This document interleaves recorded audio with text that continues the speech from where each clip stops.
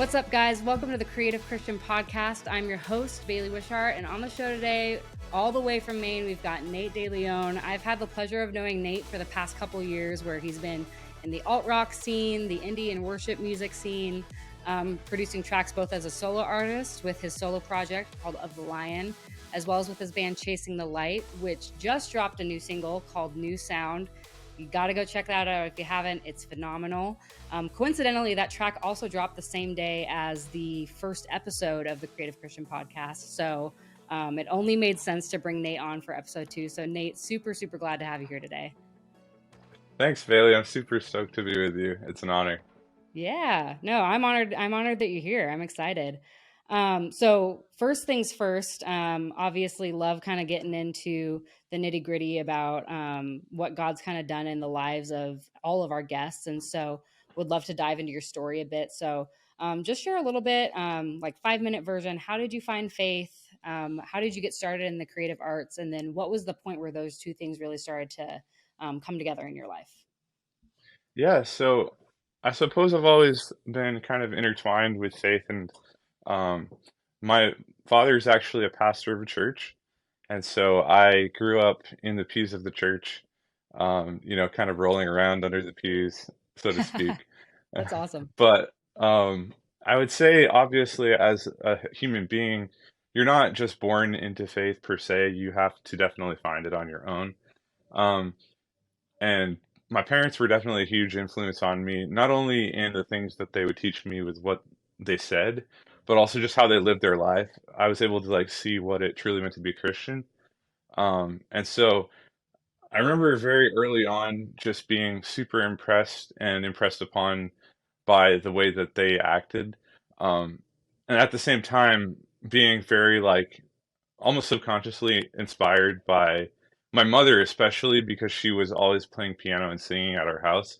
We used to have this old upright piano in the living room, and she would constantly be sitting at it playing songs. And then my dad was also a huge record enthusiast, so we'd always be jamming out to his music in the living room super loud. So I That's kind of awesome. always just was inundated with music and art, and they were super encouraging for me to like. When I was very young, I was super into sketching and drawing and painting, and they just always encouraged me to do anything creative, and so like it all kind of just happened organically and naturally, if that makes sense. Yeah, definitely. And then I mean, you're somebody that I feel like every time I see like some video or whatever, it's like either something you're doing with Collington or something you're doing on your own or something you're doing with Chasing the Light. I feel like I see you playing a different instrument. Like, is there any instrument that you don't play? Like when did you get into like what was the first instrument you learned and kind of how did that snowball into like everything that you do? Yeah, so I think there are definitely many instruments I don't play, first of all. There are some that I wish I could play, but Yeah. I don't. I No think it would be no super. saxophone or anything like that? Dude, I wish I could play. I wish I could play the saxophone. That would be so That'd be killer. sick. Everybody loves the saxophone, so that Oh would be yeah. fun. The first instrument that I picked up, probably seriously, was the drum set. Okay. Because when you're 10 years old and you like pop punk, you want to play the Oh drums. Like yeah. that's the cool For thing to sure. do, right? The future Travis Barker there. Everybody That's wanted to be right. him. That's right. I remember like I had this old CD player that I would put next to this drum set that I got for free from like some neighbors. And That's I would awesome. just like I would beat the heads in playing to like Reliant K and Green Day and just random bands like that. I love But that. eventually I remember in high school I got one of those school laptops that they give you, and it had GarageBand on it. And then I There you go. realized that you can like put all these loops that are in it together, and it makes like these songs. Um, and I had found an acoustic guitar in one of the closets at our house that had belonged to one of my aunts. And so I picked that up, and in the hymnal books that were at our church, there were like these diagrams of open chords in the back of the books randomly. Oh, And so cool. I started like messing around trying to like play the chords. And eventually I got it to a place where I could play Dare You to Move by Switchfoot. I don't know how I put two and Yeah. two together, But that was like the There you very first go. song that I ever ended up playing on guitar, and from there it kind of just snowballed where I tried to pick up piano and bass and just a Oh lot of yeah, instruments. Yeah. that's awesome. Anything that kicks off with Switchfoot is a good journey for sure. Oh yeah, they were So, so seminal. I loved Switchfoot when I was in high school, oh yeah, I still love them. They're still putting out for sure. great music. I feel like every time I go see them, I'm like, I don't know how old you guys are, but you guys are rocking out like you're the same age you were when you started, and I love it. So I have like this sort of embarrassing story, but not really. So I think it was the very first time I ever got to go see Switchfoot live, we bought the meet and greet passes to go backstage to see That's them. sick. Love that. And I just started chasing the light with some friends. We were like fresh out of high school. And so we had just learned how to like record music. And we recorded two songs that we had written because we heard Okay. that Drew, their guitar player at the time, listened to any CDs that people gave him. So we Oh like stayed no, up that's cool. all night the night before recording these two songs and then gave it to him at the meet and greet. And now that I haven't heard those songs in a long time, but I was thinking about this the other day. Like, I hope he never listened to those because they were like terrible songs. Dang. Yeah. It was like the worst songs ever, but it was pretty funny story. Yeah, that had to do with Yeah. Switchfoot. Knowing those guys though, I mean, just I mean, I don't know them. I don't know why I said that.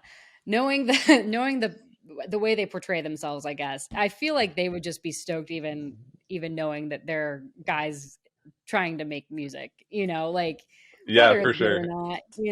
Yeah, But yeah, and everyone's got to start somewhere. I look at old stuff I did, and I'm like, why did I ever put that on YouTube or why, like there was I used to do all the video stuff for my high school and that I create stuff. And then I also helped produce the morning announcements cause I was that kid. And, I would be like, yo, let's run this on the announcements and show the entire school. And my teacher would be like, okay. And so we'd run it. And I look back at that stuff and I'm like, that's embarrassing. Like, why did I do that? Why did for I do sure. that to myself in high school? Like, nobody in high school wants to put themselves in a position to get embarrassed, and I did that without even knowing it because I thought it was so cool, the stuff that I I think did. but I think it's super cool that you had the personality that was like free and didn't care that what people thought, and I feel like For that's sure. sort of how I felt at that age as well. I didn't really worry too much about if other people liked what I was doing or not as far as creative stuff. Yeah. I was just really into making things and I wanted to show Yeah. people. I think that's the little bit of grit you need to really make it as a creative because it's like I think so. no matter where you're at some point you're gonna look back and be like, that's kind of cringe that I did that. But at the time, it was really cool. And I think all that really matters is did you like it when you put it out at the time? Because Yeah, if you for don't sure. later on, that means you probably grew. And that's a good thing. For sure. Yeah, like I feel like as time goes on, I improve definitely. You need to improve if you're on a creative journey, right? Right. But um but I don't look back I don't actually look back at those times and feel really any embarrassment at all because I Oh, for sure. found that there's no final destination in being a creative. Yeah, It's an endless journey that you go on, and really the destination is finding joy in the work that you're doing currently. That's where for it all sure. comes down to for me. No, definitely. That was cool because that was something that I think you and I even got to talk about a little bit ahead of time. And like the fact that it's like being in the creative field is a journey that doesn't end. And it's like I think any point where you're like, I've made it is kind of the point where you stop growing as a creative. For Because, sure. I think in reality, you've never made it. I mean, you look at people that are wildly successful in whatever field they might be, whether it's film, whether it's music, whether it's painting, whatever creative field they might be working in. And it's like if they always look back at their old stuff and they're like, man, that was great, but can I do more? Can I do better?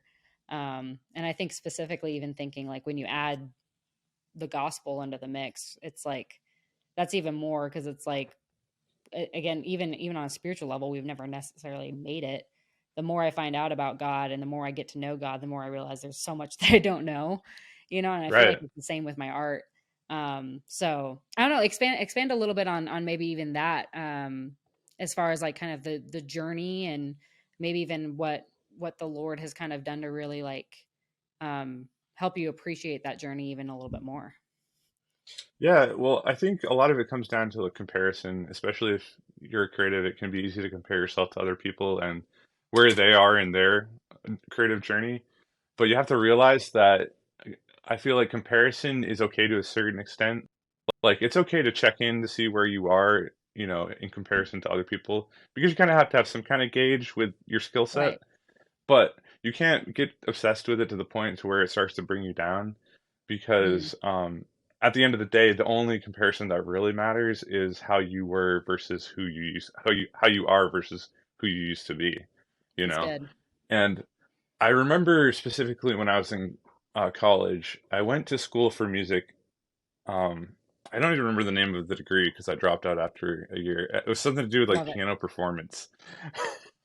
And I had no business going to school for that because I honestly didn't really put the work in ahead of time. But I didn't really have that concept in my mind. I was very much a just spontaneous, let's go do something. This will be Yeah. exciting type of person. And so I saw that on the list of things that you could get a degree for, and I was like, oh Hmm. yeah, that's cool. I'll go do that. Love it. But when I showed up, I quickly realized that not only was I not skilled enough to really be there for that degree, but there were also different like performing groups at the college Hmm. that would get selected by tryouts. And No pressure. I ended up right, so I ended up trying out for a couple of them, and I didn't make it to anything. Oh And shoot. that really super bummed me out, like to the point where I started getting really depressed and I didn't want to do Oh, anything. And second semester, I didn't try out for anything because I was just like wallowing in that. right. And then I realized eventually, it wasn't like an immediate realization, but over time, as I got further away from it, and I started kind of sliding more into a role of hanging out with other musicians and learning from them, and then picking up a love for producing music and recording music and writing original songs, which sort of wasn't anything to do with what I was in college for at the time. Um, as I started to get my own lane, I realized that I didn't really, even though it was good for me to see, like, I'm not as skilled as I think I am. I didn't need to let that get me down and hold me back, you know? Right. I and as I got further from that experience, I kind of let it fuel me in a positive way. I feel like the Lord was kind of like pushing me to say, "Hey man, these are some weaknesses that you have. Maybe you have not quite the work ethic that you should have. And these Mm, people over here are getting blessed because they're actually putting the work in, whereas you think mm. that you can just skate in on pure creative um just inspiration, which Right. like what does that even mean, you know?" Yeah. And so that kind of it pushed me to actually start working on the craft of writing music and learning how to eventually properly record music. You know, you almost have to learn the rules of things before you can start to break them, you know? Right. That's good. That's And really good. and it was like the Lord was giving me this perspective like, hey man, you got to learn the basics before you can take off and start flying and doing the improvisational things. Um, Yeah. a- and so like that comparison, it can take you down, or you can allow it to build you up constructively and realize that you just need a bit of introspection and like a proper gauge with where you are and be encouraged that you're improving, you know? Yeah. Yeah. I think that's a really good point because it's like, yeah, you can either like let that be something that fuels you and pushes you, which is I think like God's intention is never for us to just stay stagnant and just be chilling and coasting Right. through anything, whether it's through life or whether it's through, our giftings that he's given us or anything like that. But I think that the enemy likes to kind of use that as a tactic and twist it a little bit into discouraging us, right? It's like using discouragement to keep us from actually pursuing our purpose. It's like the enemy's like, I don't want them to be dangerous with what God's given them the giftings to do, so I'm just going to make them think that they're not gifted at all. I love that. Yeah. Yeah, and I'm like, man, like of course the devil's going to be ticked off if we use it in a way that's positive. And so it's like the only way to really do that is by twisting something good into something bad. And so I love your perspective too of like okay, there are going to be people that are better than you always. I think, I'm like, man, like no matter how much I really dive into like my editing and my like tweaking my craft and all that kind of stuff, like I'm probably not gonna be we were just talking about Peter McKinnon before this. Like I'm not gonna be a Peter McKinnon or a Sam Colder or that kind of an editor necessarily, because they've got years of experience on me. But I can look at their work and compare it against my own and use it in a way to improve my craft and ultimately not necessarily because I want to be better, but because I want to have a greater reach and a greater influence.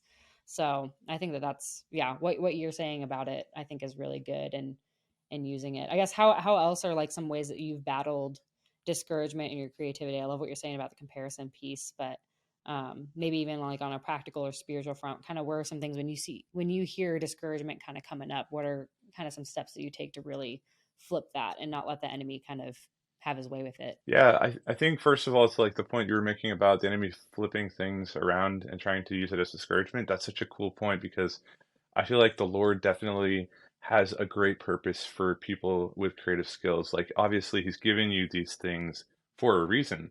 And it's not just to be average or mediocre, but He wants you to focus that for great things for Him. And if the devil can twist discouragement into getting you to lay down those giftings, then he's winning, right? And Right. so, to your point of practical things, maybe that ways that I try to deal with it. Um, I try to remember that, like, the Lord's given me these gifts for a reason, and just because I feel doubt right now in my skill level, or maybe this last thing that I did wasn't as good as I wanted it to be, I have to remember that, like, God has given me this skill set for a purpose, and He wouldn't have given me this gift if He hadn't wanted me to have it. And so it's up to me to steward it, whether that's with work ethic or whether that's with consistently keeping my prayer life up, because I know for sure like that's something that's easy to let slip For when you're sure. like just trying to be productive and trying to just grind and get stuff done. It's easy to neglect like the spiritual habits that we really need to be strong in. And so trying to just stay grounded in those things in prayer and reading the word, it's like Yeah, such a huge important thing that like that'll keep you super sharp. That'll keep your perspective right, right? The definitely. Bible says that the word of God is quick and powerful and sharper than any two-edged sword. It cuts right through all the bull crap, if I can say Yeah, that. you can say that. and it It's just true. it just like divides what's the devil speaking into your life from what is the Lord speaking into your life, and Yeah. it just makes everything clear.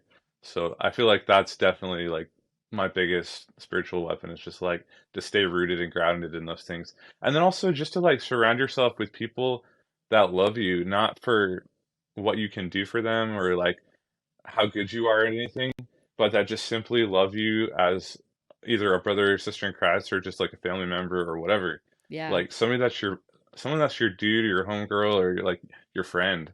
It's just Yeah. to be your friend because they love you. Like that's so important. Yeah. That's so good. It's like, yeah, like the word, prayer, and community are like kind of the three ways that God can really bring transformation in your life, and I think, yeah, kind of like what you're saying, it's like they're huge and powerful, and also at the same time they're the simple things, and sometimes it's so easy to skim by because you're like, oh yeah, reading the Bible or praying or whatever, I learned that when I was a baby Christian. But in reality, it's like you learned that as a baby Christian because that's the foundation of your entire faith, so Right. I think that's a great point. um, yeah, for sure. And I think one thing that's cool, I think even just kind of seeing you put that into practice, especially like with bringing even in the community aspect, is um, on your socials. I see you kind of bringing people in a little bit more, on the backside of kind of what you're doing. You've been doing these videos of like, this is what I'm doing in Ableton. And then also these are like you've been like real open and honest about maybe some fears and insecurities that you had and stuff like that. And I think that's really cool. First of all, listeners of the podcast, if you guys don't follow Nate on social media, y'all got to pull up the gram as you're listening to this and give him a follow. But you're just bringing people into your process more. The fun things you're doing, the creative ideas you guys throw around musically, some of the things that God's been revealing to you as you continue to really work on your craft. And I guess like kind of question kind of based on that, just to kind of segue is like how important would you say it is to you to share what God's taught you about the creative process with like other up and coming creatives that maybe might be in the same boat you either are now or even were maybe when you first started, like the people that are ready to hand their EP off to Drew Shirley, and um, maybe be like, people in that boat even. Yeah, I think it's super important to give what you have freely because I wouldn't be where I am unless somebody had given to me, you know? Um, I I am so grateful for all I can think of names on names on names right now off the top of my head of people who have like supported me and like given me knowledge, given me wisdom, and they didn't get anything for it, but they just wanted to treat me like I don't know, just like a brother because Yeah. I was curious because I wanted to learn. And what a big part of that, honestly, is the internet. Like YouTube has been, I go to the University of YouTube all the time to learn stuff, I love that. and so I feel like in some ways I sort of owe it to like give back to whoever it is. I don't even know who might be able to take anything from me because sometimes I don't feel like an expert, Hmm. but whatever I have to offer, I would like to share with whoever it is that might be coming up, um, that might be just trying to figure stuff out because that's how I learned was literally by going on YouTube and just researching with questions of things that I knew I needed to learn. And from that, the algorithm is great at pushing you more stuff Right. and you just pick it up. And would I like to have been able to sit down with like a 40-year veteran Grammy winner producer and just like pick their brains and like just learn from someone? Like, yeah, that would be super cool. Right. But most people don't have that opportunity, you know? Yeah. And so you just work with the tools that you have, which is the internet. Like everybody has the internet. Hmm. Um, and so it's like I just feel like the Lord wants me to like share as well as much as I can. And I found that if I'm willing to give freely and not expect anything in return, that the Lord always honors that, and I never come back empty-handed. And isn't That's that awesome. crazy? Like, even if it's like doing a service for somebody or just like, um, I saw this in action not for myself, but for another producer. Um, he had done a session for free for someone, and that song ended up becoming really huge, like over a Oh, million wow. streams on Spotify, like really big. Um, Dang. And I was talking to him about it, and then we were just kind of thinking about all of the work that he got from that session because Man. people connected to him through that artist and then from the amount of streams that that song got and so on and so forth. And it's just like crazy how you never know what you give to somebody, how that's going to come back to you ultimately. But Yeah. the Lord's like always faithful and he never leaves you hanging, if that makes sense. So yeah, Yeah. I don't know. That's a big meandering answer to that question, but No, it was a great answer. Yeah. yeah. No, I think it's cool because I think it's tying kind of in. I mean, not even kind of. It definitely is tying into like the principle of generosity. And I think when we maybe look into what the Bible says about generosity and being generous, a lot of the time it does equate to money, in our minds, and that's great. Like people that are generous financially, and like when we are generous financially, like God definitely blesses that. I totally believe that. But I think there is something to be said about being generous, not just with like our finances or our treasure, as where in the Bible it says, storing up your treasure either on earth or in heaven. But it's also, I think it can totally be translated to the giftings and the talents that God's given us, where it's like, man, am I being generous with my talent? Am I storing up my talent on here on earth for myself, or am I storing it up in heaven, and Right. really using it to really care for others, and knowing that ultimately, like, God's the one that gave me my talents, God's the one that gave you your talents, and like, what we choose to do with them, he can totally multiply in our own lives too, once we choose to just be faithful with what we've got. And I think that does take a step of faith, because yeah, it's like, if you're doing, say, a free session like that guy did, it's like he doesn't really know what's going to come of it. He knows he might be missing out on, a quick buck, if Right. something that he could have done and gotten paid for. But I think choosing to be generous with that, you just have to have faith that God's going to do something really incredible with it. Um, Yeah. and that's Yeah, yeah. that's And it's that, like it's one of those things where like you don't want to like you don't want to be taken advantage of in your humanity, right? Like right. your flesh is telling you like, no, you need to get your bag, you need to get paid, you need to like make sure that you're not just letting people walk all over you. Hmm. Um, and I suppose to some extent there is that in life. Like you do need to be able, if you're going to run a business, you need to make sure that you're looking out for people trying to take advantage of you. But at the same time, I think it ties back into like that spiritual walk, being in tune with the Lord and like listening for his voice in those moments when he wants you to be generous. Right. Like if you don't have that walk and if you don't listen for that for his voice, then you're not going to know like what's the right call in certain situations. Definitely. Um and so um yeah, I think if you're connected with the Lord, like he will never let you be taken advantage of if it's Definitely. done to honor him. That's a great point. Yeah, because I think, yeah, I totally have seen, and I think it's the life of an artist, right? It's everybody Yeah. everybody that, Yeah. you know, Oh yeah. everybody's like, "Can I get the friend discount? Can I get the family discount?" For Stuff sure. like that. And it's like, Yeah. okay, there's definitely space for that.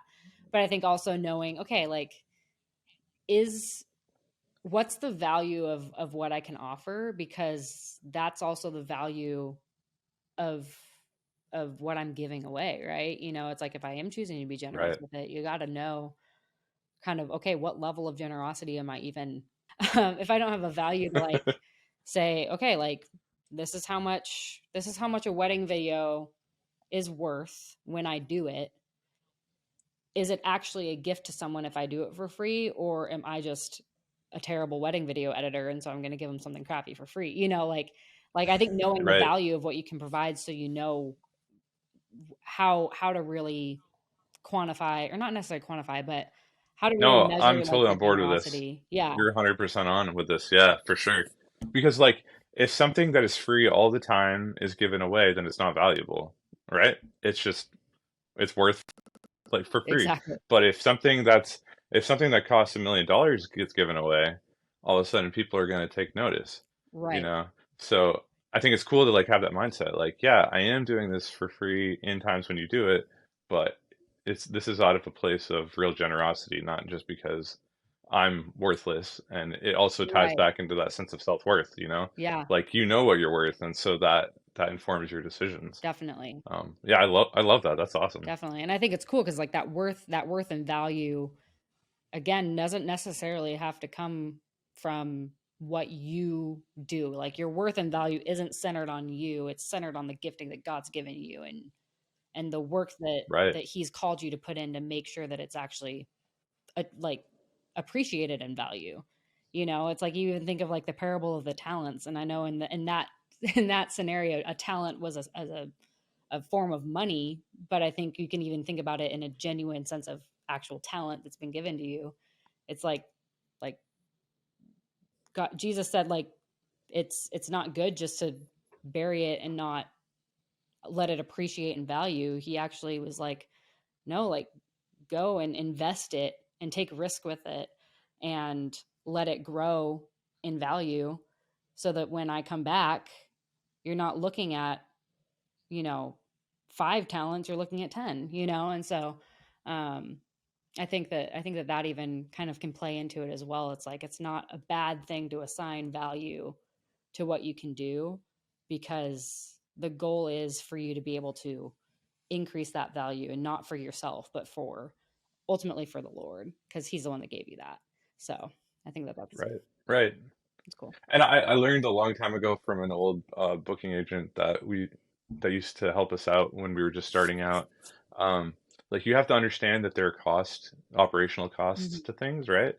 So if you're traveling, you got to be able to cover that. Right. You got to make sure that they're not going hungry. Yeah.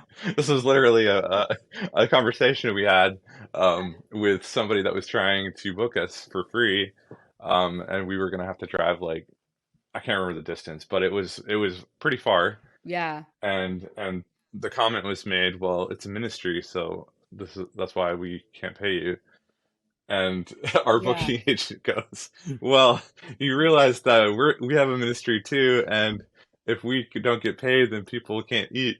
Yeah. And it was like when he said that, I hadn't really thought about that before, but it was like he's not wrong in a sense. The Yeah. Lord wouldn't want us to hurt our families, you know? Yeah. And so I don't think there's anything wrong with um, being compensated fairly, you know, Right. even in cases of ministry. Um, yeah, and it's cool having people like that on your side. Yeah. It's essentially if Right. yeah, you would have been paying money to go and play, essentially, Right. Exactly. and it's Yeah. like, it's not necessarily you guys trying to cop a profit. It's just, you know, do we even And break zero you know, on this? right. And it's crazy because like when you're starting out as a touring band, um, a lot of times you have to gauge like what's the worth of this performance or this opportunity, right? So if it's Yeah. opening for a huge band, there's probably even if you have to invest into getting to open or Hmm. play at a festival, you're getting back some worth that may not be monetary, but you may get the exposure or you may get like the reputation that, oh, we got to play with these people. And there, if I'm being transparent, that is a key factor for some people when they're Hmm. considering these things. But then if it's a smaller thing that is probably not going to have any of those attractive parts to it, then if I'm being honest, a lot of people probably are going to turn down, driving 3 hours to play for free for like five people Right. just because it doesn't make sense to do it, you know? Hmm. And I think in a sense, people are uncomfortable talking about that Right. openly, but I'm sure that everybody thinks that way, you know? Yeah. Yeah. No, it definitely is. And I think it's not necessarily, again, it's not, oh, And you understand as a creative, like, yeah. you gotta be compensated at times. For sure. And it's not even necessarily like, okay, like I hope, you guys turning down maybe that opportunity, for example, to play for a ministry. Um it wasn't like you guys are like, I'm, no, and also I hope your event goes terribly. It's like, no, like you want That's right. the That's Lord right. to use that. But it's like, That's right. man, like I think with discernment, right? That's I think another big thing that I think as especially as creatives that also are following the Lord is, Hmm. we can ask for that discernment from the Holy Spirit of like, all right, like is this something that I should be pushing as a freebie, and should I make some sacrifice here, or is there another solution for this where God's saying, "Hey, I'm actually not the person for this," and it's like, For sure. because I think especially it's like, I think that's even speaking to like, okay, like you guys could be like, yeah, we're gonna go and be like, look at us on stage and da da da, and we're the ones that have to come in and save this event. And in reality, it's like, no, you had the humility to say, hey, look, this doesn't make sense. It's not really in budget for us, and I don't really think it's in budget for you. So we're going to politely decline now so that you have time to actually find another option, and Right. we'll pray for you and bless you and send you on your way, and you guys can go with somebody else. And I think that there's a strength in that too, because I think there is something where it's like if we really put it all on ourselves, then there can be pride in that, but there's actually some humility in being like, hey, like the value just isn't there for all parties, and it's okay to talk about that, as long as before the Lord you're like, all right, like I've got the discernment first, and once you get that discernment from the Holy Spirit, you can really be comfortable in the covering of, sure, it might be a little uncomfortable to have that conversation, but under the covering of the Lord, I know that I'm making a decision that's unto him, you know Yeah, and I think it's really important, especially for younger creative people, to hear this because I know people personally who are very uncomfortable with having those uncomfortable conversations. But I think ultimately in the long run, it's better to be straightforward in a kind way and to like it's better for them first of all because like you said they have the time to deal with whatever they need to deal with. But then it's just more practical to get things out of the way and right. to have that conversation be said and done rather than running rings around it and then eventually you end up flaking out on them. Yeah. That will not only be bad for them, but it'll hurt your reputation, and people will start to view you as somebody who won't follow through, which is terrible if you're trying to be in a Right. creative field. Yeah. Like what you say needs to be what you do at all times when you're being in a creative Mhm. field. Like people have to be able to trust you because trust is like the ultimate thing when it comes to creativity. If people don't trust you and trust your work and trust your word, then you're just not going to get more work, you know? And so I Yeah. think being straightforward and to the point in a kind way is like super important. And if you're young and you're like a little uncertain and you like feel like the Lord's telling you like this isn't for you, but you don't like having to deal with that, Hmm. um, just pray about it. And I think the Lord will give you strength, but like know that that is the right move at Yeah, times. definitely. Yeah, Yeah, that's good. And I think that's such an exclamation point to end it on because, yeah, I think there's so much to be said about for inspiration for young creatives or up and coming creatives. It's like sometimes it's really easy to get caught up in the big emotional touchy-feely kind of like you're made to do great things and God's gonna do all these amazing, and it's like that's so true, but there's practicals that we also got to really consider if for we sure. if we want to pursue creativity um, as a field either to work in or to make major influence in, even if that's maybe not our full-time job. So I think that that's really practical. I love ending on practicals because for creatives, we like to be dreamers. And sometimes it's hard. It's so true. There's a book by Ryan Romeo called Head in the Clouds, Feet on the Ground. And it's kind of about this, you keep the dream alive, but also you gotta be rooted in the practicals. It's a great book. I For definitely sure. highly recommend any creative check it out. But yeah, it's like let's be rooted in practicals while keeping our dreams alive. So I think that's a great way to end the show. Thanks so much for coming on. Really appreciate it. I think that there's so much to your story that's both inspiring and relatable to other creatives, no matter what field they're creating in. So not even just music. And I'm super excited to see how you use your gifting to make Jesus famous and all the new content coming out, both of the lion, chasing the lion, any of that fun stuff that you're doing. So super. Thank you so much for being here. I appreciate it. Oh, no worries. Like, I have to say this before we go. Like, even so, for everybody watching, like, Bailey and I have never actually met in real person. Like, we've We been have not. internet friends for a long time, Yeah. but it's crazy how, like, sometimes some people's spirits will just, like, come through, even if you've never met them in person. And so, like, for you, I've always just felt like this amazing spirit of, like, well, generosity, really, because like the first interaction we ever had, you were like supporting some music that you had never heard before, but like you were down to put like one of my songs on a playlist of yours. Oh And yeah. Your music's great, so it was an easy yes. but it was like beyond the fact that you were down to help, like we sort of connected back and forth a little bit, and then it was like just apparent that you love people and that you love the people around you and you just like want the Lord to use you. And it was like, wow, this person is awesome, and I just want to stay in contact with her. So Thanks. I really appreciate yeah, that. I'm really excited for you for this podcast, and then like just to see what the Lord has going forward for you as well.